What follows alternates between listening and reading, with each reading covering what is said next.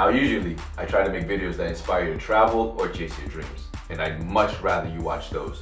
But I do realize that a lot of times chasing your dreams end up becoming a business. So I thought I'd lend a helping hand, or two.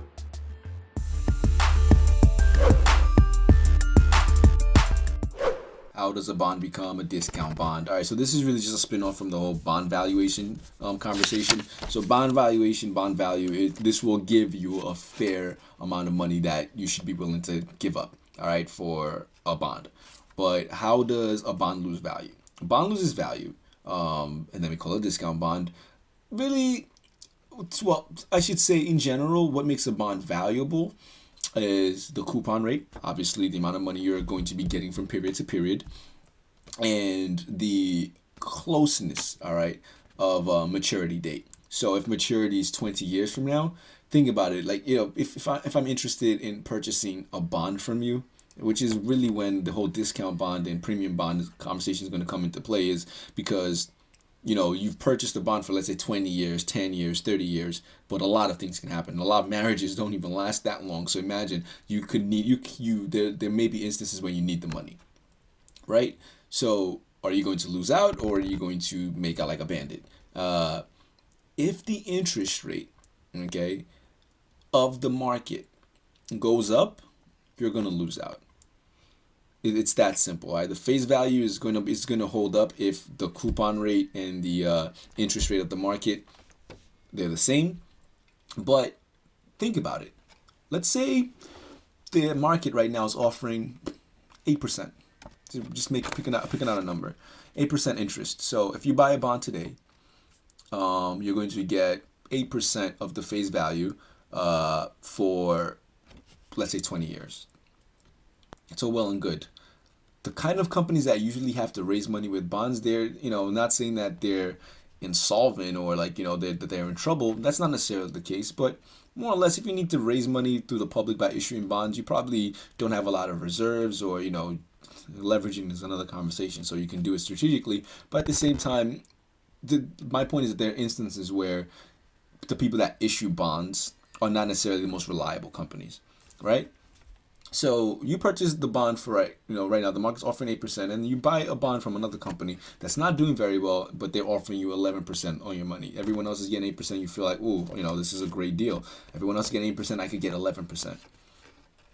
Now, what happens if a year from now, that same bond you purchased, you're holding it, you've decided to hold on to it for 20 years, but the market's now offering 12%? Don't you feel silly in a way? You feel like you got hit twice. First of all, you bought a bond from a company that may not even be around to pay you that the face value. So you have to cross your fingers on a year-to-year basis.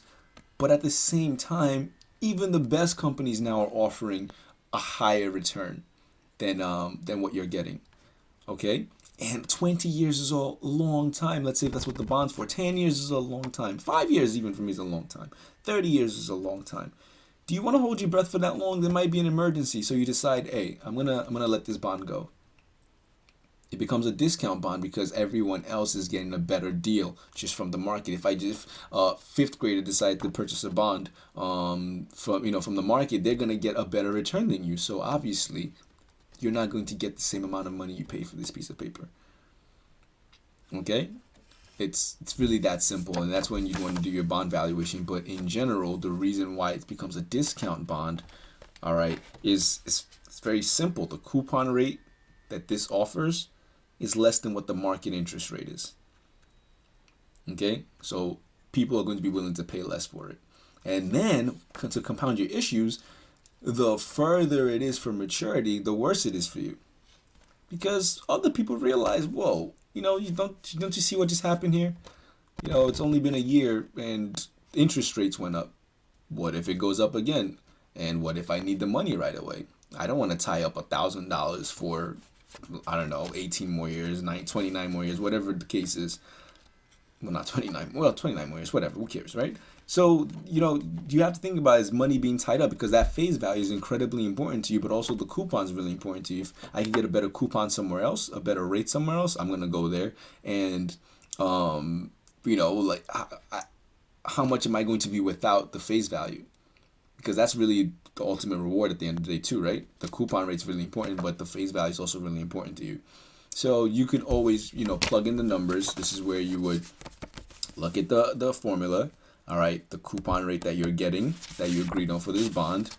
And then here, remember when I kept emphasizing the R here is the discount rate, what the market's offering. You would plug in what the market's getting. This is where things are going to start shifting, because the face value is still going to be the face value. It's going to be, the $1,000. We'll just keep it as that. And then the R again is going to be, the discount rate that everybody else in the market's getting. So once you calculate it, you're going to realize, all right, people are not going to be willing to pay as much anymore. The price is going to drop. And it's just that simple, because I could get a better deal somewhere else. I mean, it's sort of beautiful and poetic in a way that you could kind of plug numbers in, and it justifies and it tells you just how much less the value of your piece of paper is when you just plug in a bunch of numbers, which is really just how much I'm getting from this piece of paper right now and how much everybody else is getting from their piece of paper. Okay. Yeah, that's it, guys. Discount bond. It's really just the interest rate for the most part of the market going up, and at the same time I'm going to take into consideration for the money I'm going to offer you for that piece of paper, how long is it till I get that face value. That's also very important. But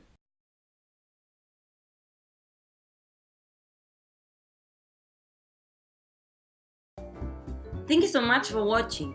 Turning a dream into a reality usually ends up becoming your business. That is why we have the Helping Hands videos. Subscribe, like, and feel free to leave a comment below.